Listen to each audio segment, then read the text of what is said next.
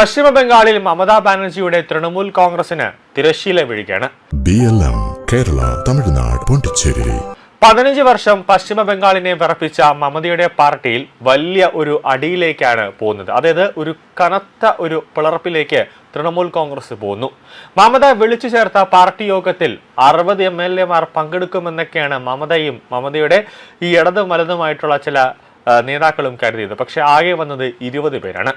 വിരലിൽ എണ്ണാവുന്ന നേതാക്കൾ മാത്രമേ എത്തിയുള്ളൂ. ബാക്കിയുള്ളവർ എന്തുകൊണ്ട് വരുന്നില്ല എന്ന് അന്വേഷിച്ചപ്പോൾ അവരാർക്കും തൃണമൂൽ കോൺഗ്രസുമായിട്ട് സഹകരിക്കാൻ ഒരു താല്പര്യമില്ല. അവരാരും മമത വിളിച്ചു ചേർത്ത യോഗത്തിൽ പങ്കെടുക്കാൻ താല്പര്യമില്ല എന്ന് അവർ പറയുകയാണ്. നിലവിൽ തൃണമൂൽ കോൺഗ്രസ് വലിയൊരു ആഭ്യന്തര പ്രതിസന്ധിയിലൂടെയാണ് കടന്നു പോകുന്നത്.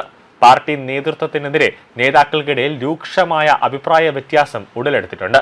ശിവസേനയിൽ സംഭവിച്ചതുപോലെ വലിയൊരു പിളർപ്പിലേക്കാണ് പാർട്ടി നീങ്ങുന്നത് എന്നാണ് സൂചനകൾ. ഇത് പാർട്ടിയുടെ പേരും ചിഹ്നവും നഷ്ടപ്പെടാൻ വരെ കാരണമായേക്കാം.